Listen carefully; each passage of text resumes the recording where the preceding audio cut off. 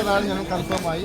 ഈ കല്ലറയിലെ 2 പേരെയാണ് നമ്മുടെ അടക്കിക്കുന്ന രജിസ്റ്റർ പ്രകാരം ആ 2 പേരാണ് എന്നുള്ളത് ഞങ്ങൾ കൺഫേം ചെയ്തു. ഞങ്ങളുടേതായ രീതിയിൽ ഞങ്ങൾ കൺഫേം ചെയ്തു അത് തന്നെയാണെന്ന്. പോലീസുകാർ അതിൻ്റെ അടിയിലോട്ട് വീണ്ടും ഒരു മാന്തി നോക്കി, മൂന്നാമതൊരു സാന്നിധ്യം ഉണ്ടോ നോക്കി, മൂന്നാമതില്ല എന്നുള്ളത് കൺഫേം ചെയ്തു. ഞങ്ങൾ വളരെ ഹാപ്പി എന്താണെന്ന് വെച്ചാൽ ഞങ്ങളുടെ നാട്ടുകാരുടെ ഏറ്റവും വലിയ ആശങ്ക നമ്മുടെ സാധാരണ രീതിയിൽ കാണാത്തൊരു അൺയൂഷ്വൽ വേയിലാണ് വേറൊരു ബോഡി കിടക്കുന്നത്. അങ്ങനെ ഒരിക്കലും കാണത്തില്ല. അത് എന്തുകൊണ്ട് അങ്ങനെ കണ്ടു എന്നുള്ളതാണ് ഏറ്റവും വലിയ ആശങ്ക. അത് പരിഹരിക്കപ്പെട്ടു എന്നുള്ളത് പരിഹരിക്കപ്പെട്ടു. ഈ പായ സംബന്ധിച്ച് ഒന്നും നടത്താനില്ല. കാരണം അത് ആദ്യം മരിച്ചത് 95 വയസ്സുള്ള അമ്മയാണ്. അതായത് ആളൊരു ചെറിയ ആളാണ്. അപ്പോൾ അന്ന് അടക്കിയപ്പോഴത്തേനും കുറച്ച് ഹൈറ്റ് പെട്ടി കിട്ടാൻ വേണ്ടി പായ വല്ലതും ഉപയോഗിച്ചിട്ടുണ്ടാകും. അന്നത്തെ സമയമല്ലേ. അതുകൊണ്ട് ആ ഒരു സംശയം ഞങ്ങൾക്കിപ്പോൾ ഇല്ല. ഓക്കെ ആണ്.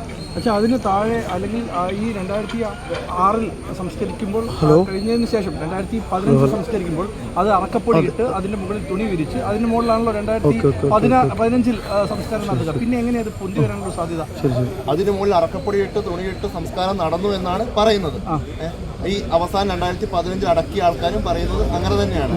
പക്ഷേ അത് അവരുടെ ചിന്തയാണ്. അവർ പറഞ്ഞു, അവർ കണ്ട കാര്യം അവരങ്ങനെ പറഞ്ഞതാണ്. പക്ഷെ അത് അങ്ങനെ അല്ല എന്നുള്ളതാണ് ഇപ്പോൾ തെളിയിക്കപ്പെട്ടത്.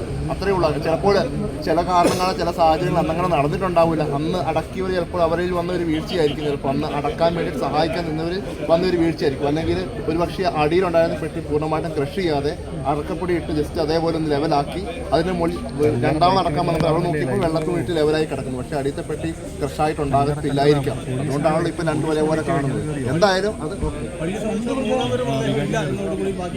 മൂന്നാമത് ഒന്ന് അവിടെ ഇല്ല എന്നുള്ളത് കൺഫേം ആയതോടെ ഞങ്ങൾ ശാന്തമായി. ഇനി അവർ സയന്റിഫിക്കലി അവർ ബാക്കി പരിശോധിക്കുന്നുണ്ട്. ഫോറൻസിക് ലാബിലോട്ട് കൊണ്ടുപോകുന്നു. അതോടുകൂടി അതിൻ്റെ കാര്യത്തിൽ ഒരു സംശയവും ഇല്ലാത്ത രീതിയിൽ അത് തെളിയിക്കും.